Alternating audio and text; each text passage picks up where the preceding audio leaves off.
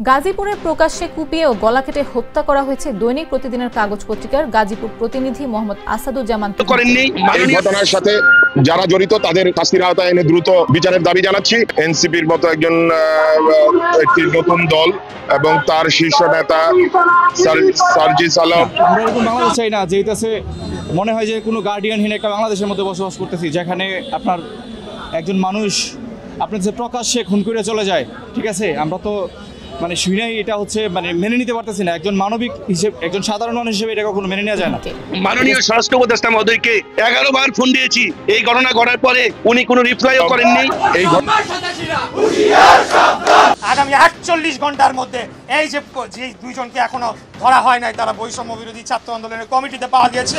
এদেশে ভালো সাংবাদিক জন্মাবে না, যুগের পর যুগেও জন্মাবে না। সাংবাদিক আসাদুজ্জামান তহিন, তাকে কে বা কারা দুষ্কৃতিকারী কুপিয়ে হত্যা করেছে।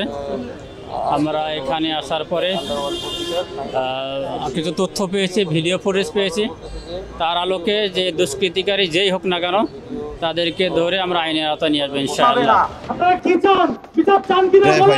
শেষ পর্যন্ত তারা খুনেরা তাদের খুন কইরা চলে গেছে। আসলে এরা তো সঠিক তদন্ত কইরা যারা এটার সাথে জড়িত ছিল তাদেরকে আইনের আওতায় আনাই আমি সবচেয়ে ভালো মনে করি। তাহলে কি দেশে কি কোনো প্রশাসন নাই? অধ্যাপক ইউনূসের নতুন বন্দোবস্তের বাংলাদেশে এখন সাংবাদিকদের কুপিয়ে হত্যা করা শুরু হয়েছে। কোটা আন্দোলনের মূল উদ্দেশ্য ছিল বৈষম্যহীন নিরাপদ বাংলাদেশ। তবে তারা প্রমাণ করে দিয়েছে এটা বৈষম্য বিরোধী আন্দোলন ছিল না, এটা ছিল বৈষম্যপূর্ণ নিরাপদ বাংলাদেশের আন্দোলন।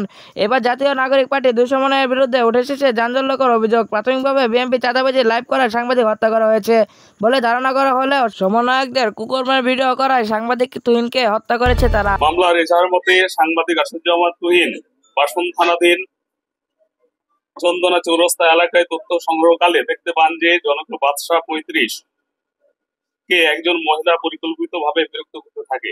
এক পর্যায়ে বাদশাহ বিরক্ত হয়ে উক্ত মহিলার প্রতি ক্ষিপ্ত হলে পূর্ব হতে উৎপেতে থাকা স্বাধীন সহ হত্যাটা হচ্ছে, তাহলে তো সাধারণ জনগণের আমাদের কোনো নিরাপত্তা নাই। বর্তমান যে সংস্কার চলছে, যে এটার কোনো সংস্কারই নাই। এখন দিনে দুপুরে প্রত্যেক জায়গায় ডাকাই চিন্তাই হচ্ছে, প্রত্যেকটা জায়গায়। ওই ভাইয়াটা দৌড় দিয়ে দোকানে ঢুকছে, আর 5 জন ব্যক্তি রান্দাও চাপাতি আর চুরি নিয়ে মানে ওখানে 2-3টা কূপ দিছে। কূপ দেওয়ার পরে যে আমি বলছি এই ভাই আস্তে আস্তে ভাই মাফ করে দেন, যারা হয়েছে না হয়েছে আমার কইতেছে একটা কূপ মারবো, কূপ মাইরে একেবারে গাড় ফালাই দেবো। বর্তমানে আইন শৃঙ্খলা রক্ষায় ডক্টর ইউনূস পুরোপুরি ব্যর্থ, যার প্রেক্ষিতে পদত্যাগের দাবি তুলেছে ছাত্র জনতা।